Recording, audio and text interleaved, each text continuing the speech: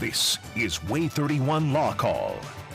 Good evening and welcome to WAAY 31 Law Call. I'm Sharon Doviet. Tonight we're taking your calls and questions all about car and truck wrecks. If you're in a wreck, what's the first thing you should do? Okay, after making sure everybody is unharmed, what do you do to protect your case?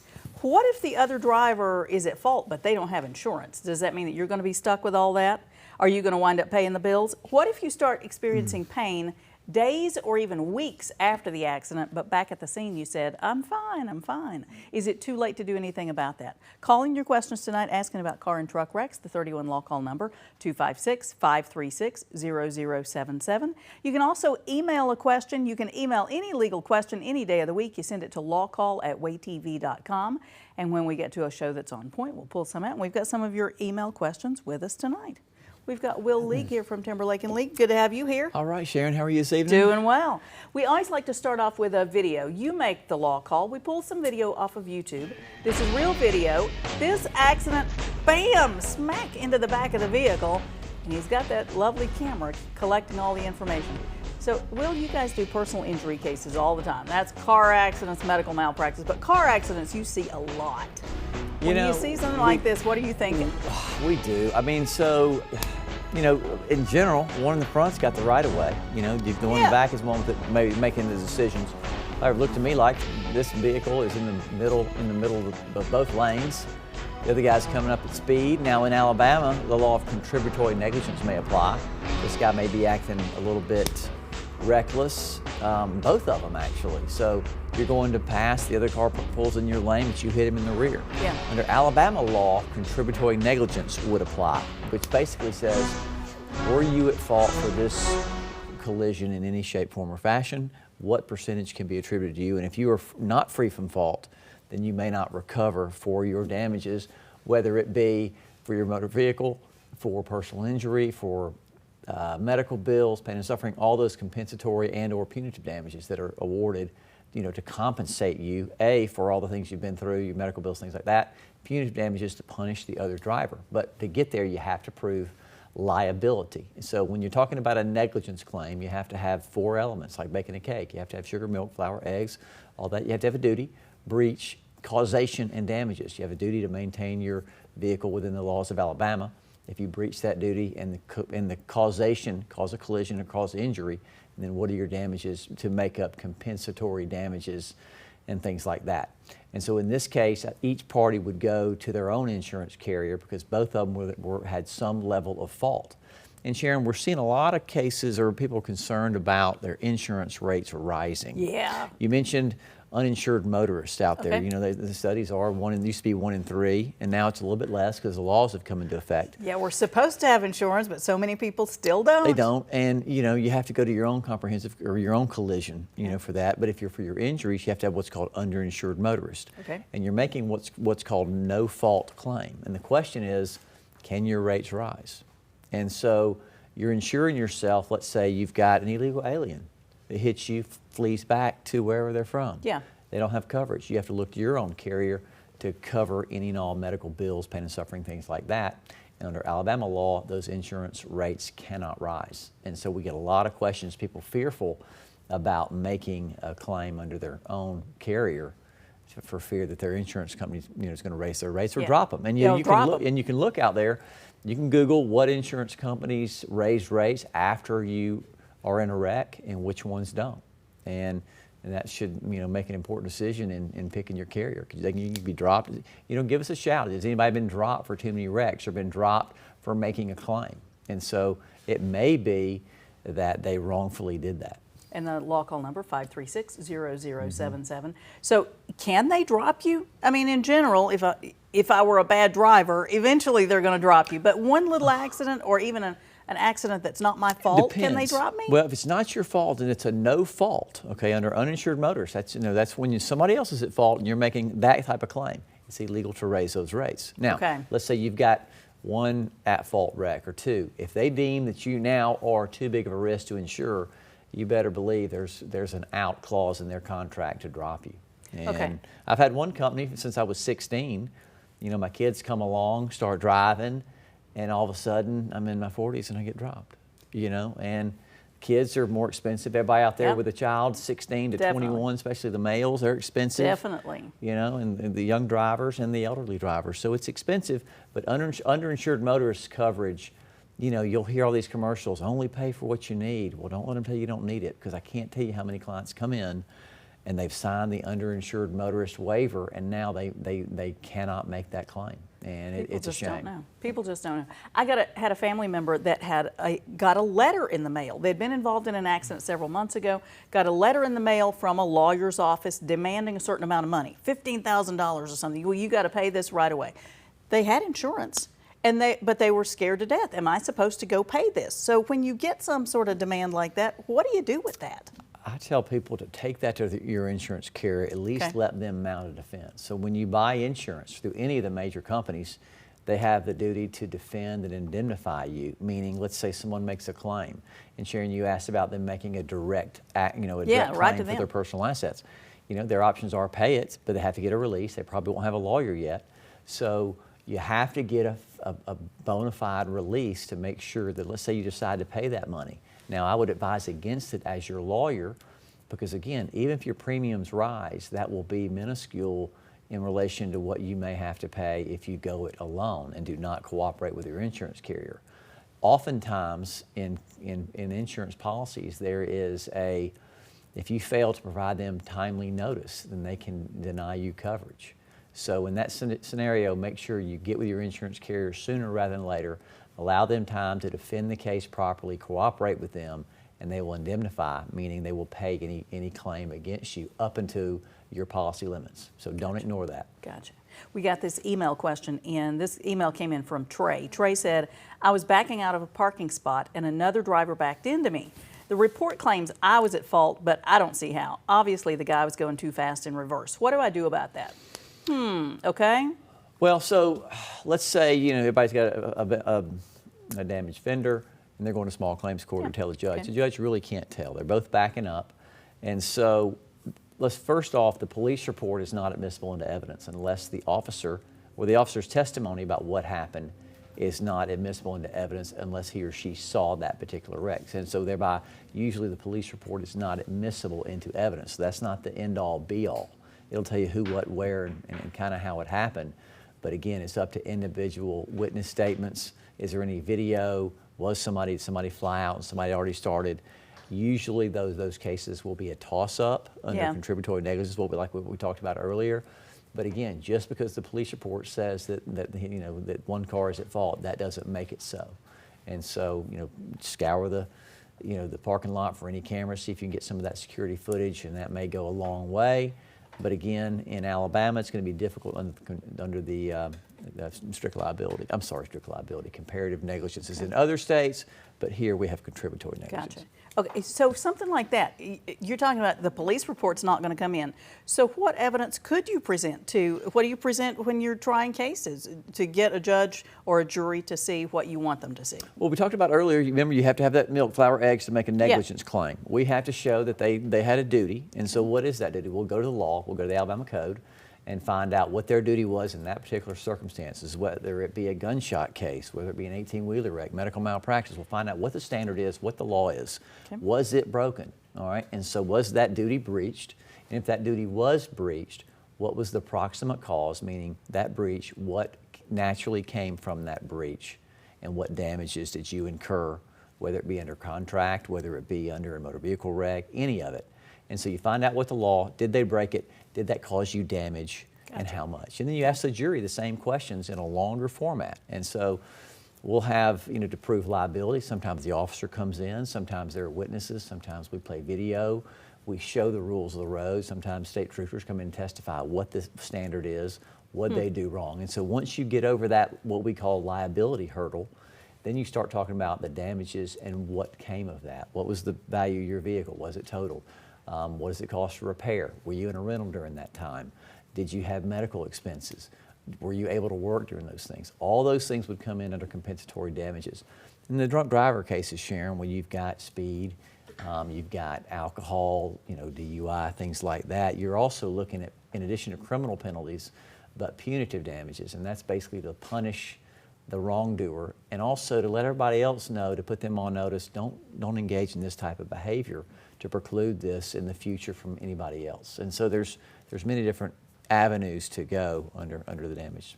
We're going to take a break. Be right back, answering more of your calls and your emails about car accidents, car and truck wrecks. See you in just a minute.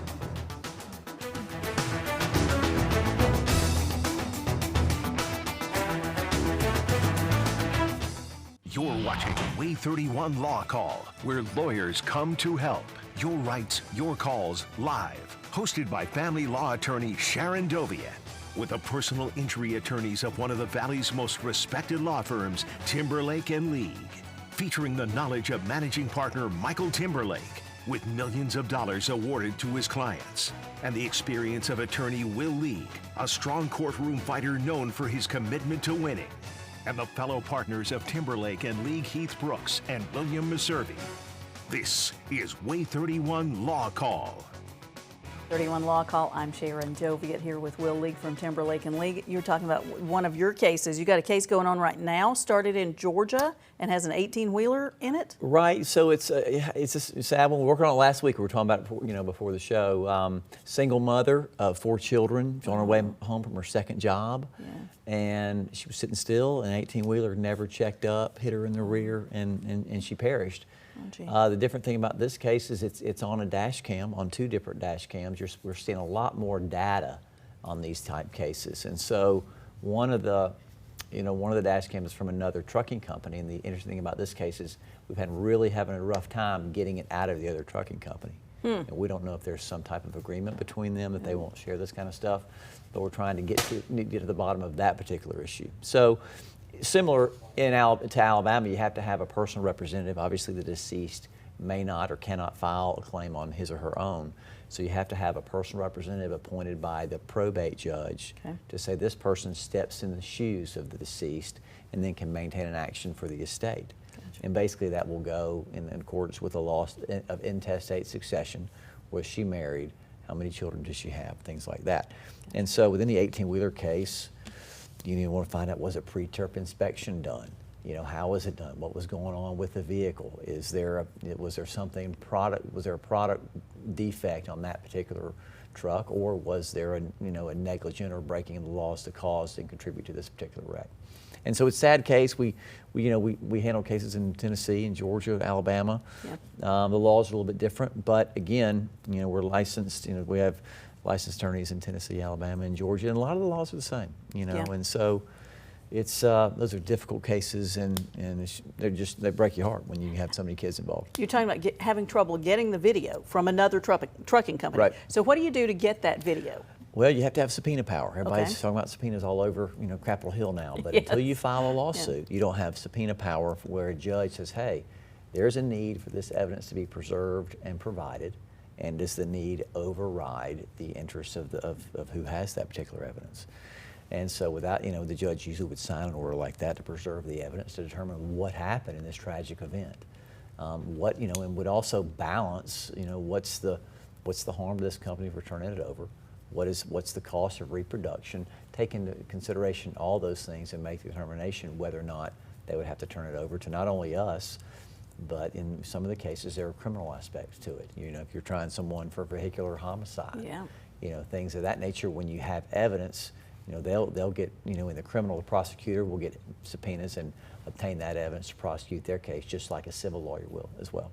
You got to be pretty quick, though, about getting some of that, right? The videos, especially videos from stores, they oftentimes have their recording devices on a loop, or they don't keep it long, or they don't necessarily want to keep it long. So if you've got a suspicion that you've got a case, you need to go after it quickly, right? It is. Get a lawyer going after it. Evidence is like water in the sun. It gets splashed around and evaporates. And, the insurance company, their lawyers, and they're going out there and measuring and doing all they can to defend the case. And oftentimes, people are trying to bury their loved ones, trying to get well, trying to get out of the hospital, get these bills paid. And oftentimes, they don't have that advantage that that the opposing insurance company does, and have a notice and can get on it quicker than you can. So. Usually someone in the family is thinking and we try and get that started sooner rather than later.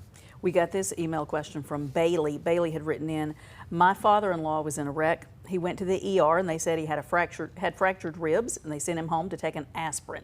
His stomach became very distended and he started throwing up blood and he died. The autopsy revealed a splenic rupture, spleen rupture, and a spleen hematoma. Obviously, the ER didn't catch any of that, and now he's dead. Should we be talking to a lawyer about this? Okay, so Where do you start? the wreck, let's assume there was liability in the wreck and the other party was at fault. Was at fault, okay. So you can make a claim against the other driver, really the other driver's insurance, for all the damages that were approximate result of this particular motor vehicle wreck, and the sequela of which was a malpractice situation, arguably. So in this case, they go in, there's a wreck, go in, the doctor misses it, or there wasn't a scan to show that there was a splenic rupture. If that was a breach of the applicable standard of care, let's say that the standard of care is a doctor should read an x-ray and that should show the standard of care requires them to diagnose that particular injury, a laceration to the spleen. And if that was missed, and let's assume it was malpractice, then that malpractice can be relatable to the defendant driver who ultimately started this big rock going down the hill. And so you could show that that was a natural sequela from the motor vehicle wreck, the piercing of the spleen, and so therefore if there was malpractice, that would go against the defendant's insurance carrier. Then you've got the second issue of a medical negligence claim under the Medical Liability Act in Alabama if that doctor breached the applicable standard of care and then that caused or contributed to that person's injury or death, and that would be a claim to look at as well. What if Bailey and his family don't have money for paying lawyers to go after something like this? How does he afford to even check into it? Right. In consumer cases where a lot of folks don't have money to hire an attorney, there is what's called a contingency fee, which means there's no payment unless there is a recovery. You hear it all the time on TV and all that stuff. But again, it's to service those who cannot hire a lawyer on their own. I get it. Everybody thinks, oh, you know, you're taking a shot. Well, the lawyers are taking a risk with their clients. Yeah. And so when you have a portion of the population that cannot afford an attorney and need those services, you know, the law specifically allows for contingency fee basis agreements to where the lawyer can not only get paid until there's a recovery at the end of the case and still allow consumers to at least have their day in court, whether it be product liability, car wrecks, 18-wheelers. Most of the consumer side is done under contributory negligence, under contracts that you do not have to pay up front, like you're talking about, contingency fee contracts. Gotcha. Okay, what if you get this big judgment? Maybe you have to, I guess you wouldn't have settled it yet. If you had a jury trial and you win a big verdict on something like this, but the truck driver doesn't have any money, or right. How do you collect on it? Even if you win, you go down that path, how do you collect? You know, I met with clients just last week, and I've been on their case. This man's having a neck surgery. And they were like, what are we looking at? What are we doing? And you know, I needed to, and I forgot that I really didn't go over it with them as much as I should have. And basically, when you start looking at insurance coverage, Sharon, you try and find out how much coverage is there. All right, and you won't be able to find out until you file a lawsuit. And then what would be the average jury verdict for that particular type of case? And then you try and determine, you know, from that, what's it going to cost for depositions? You have to get medical testimony in sometimes to get medical records in, because again, a person sadly may not testify as the origin of their own injury. And so that has to come from medical testimony. Okay. And so you'll start weighing how much coverage is there, what's the likelihood of a verdict, and then advise your client as to whether or not you feel like it's something to proceed with, or see if you can reach out and resolve the case prior to litigation. A lot of cases are not tried and settled through, whether it be arbitration or mediation, which just came on the scene probably about 15 years ago, where the judge will order the sides to sit down with their attorneys in different rooms, and a mediator will go back and forth between the rooms and try and see if they can have some type of vehicle to bring that case to a resolution or a settlement, if you will. And oftentimes, if the clients have at least, or the parties, the plaintiff and the defendant, have a say, you know, nobody's completely happy when you leave, but at least they had a say in the outcome, and that's often a better alternative than trial, depending on the case and all those things. So there are other alternate dispute resolutions available, and Madison County does a great job with ordering mediation, having mediations in the district court, small claims court, and try and bring resolution to those cases as well. Because big or small, they're important to the plaintiff and the defendant. You know, I had a judge one time I was clerking for, and I asked him if judge, this is a big case before we went in the courtroom, and he stopped me and said, you know, Will, it's big to the plaintiff and it's big to the defendant. learn my lesson right then. Yeah. Yeah. Yeah. So if you get that judgment, you win your case, how do you collect that money? Okay. Where's the money coming from? Usually it's an insurance company. So if let's say it's Will League versus Sharon Doviet. Okay. And you sue me and win, my insurance company is defending me and Okay. usually would pay that, but the jury does not know that. They don't get to find that out. They don't get to find that out, and they think it's poor Will making this payment, and so maybe that's sympathy, maybe it hurts. I don't know. And so usually it's insurance coverage. However, if it's not, then the question is, are there assets to go after? We got a drawer full of verdicts, but someone wanting to buy coffee, because if there's no money behind it, then you have to ask yourself, is it worth the time, trouble, and expense to move forward with that particular judgment? Can you garnish wages? Yes, you can. You hear about deadbeat dads, and I guess there are deadbeat moms as well. There are. But chasing down each job, and so it can be difficult. And you have to also look at, if there's no wantonness, then they could bankrupt on that potentially. And so where does that leave you? Wow. And so, but hey, sometimes people have assets and just are careless and don't get insurance. So, you want to do an honest evaluation of where you are, talk to your insurance agent, and have the insurance in case something happens. But again, sometimes we're collecting without insurance, and that's not a situation you want to be in. Talk a little bit about what depositions are like, testifying, because that's the same thing, right? Right. Testifying at a deposition is like being at a trial. Maybe it's a little bit calmer because you're not in front of a judge, but that can be very scary to clients. Right, and so you'll testify that it's who, what, where, when, and how. You want to listen to the question, but like I'll take depositions of the defendant driver, of the attending physicians, sometimes the ambulance driver, who else, what other witnesses were on the scene. And so sometimes we can take those witnesses by deposition as if we were in trial, and then play those videos or read those transcripts to the jury, so to save the witnesses time in coming to trial. Oftentimes trial comes, people move, people are traveling, things come up, and the judges are really open about allowing outside testimony as long as it complies with the Alabama Rules of Civil Procedure.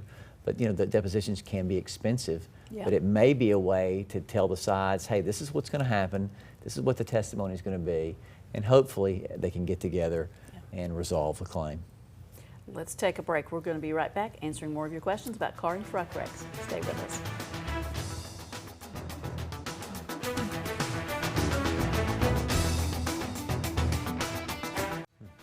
If you didn't get your questions answered tonight, here's how to get in touch with Will League with Timberlake and League in Huntsville, 256-536-0770 or 800-804-2502. The website is law-injury.com, and if you like them on Facebook, you can learn more about the law that way. And family law attorney Sharon Doviet, right here, our very own Sharon Doviet, 539-7337, SharonFamilyLaw.com, divorce, child custody, all the domestic stuff. All the fun Sharon, stuff. Goodness. In our last moments, talk about making a statement. If I have to talk even to my own insurance company, do I need to be careful? Tricky question. You have to cooperate with them, but let's say you cooperate with them, give a statement, and turns out the other driver does not have insurance. Yeah. Then they use that statement against you. Ooh. So, you got a lot of property damage, you got injuries, talk to a lawyer, whoever it is, before you give your statement.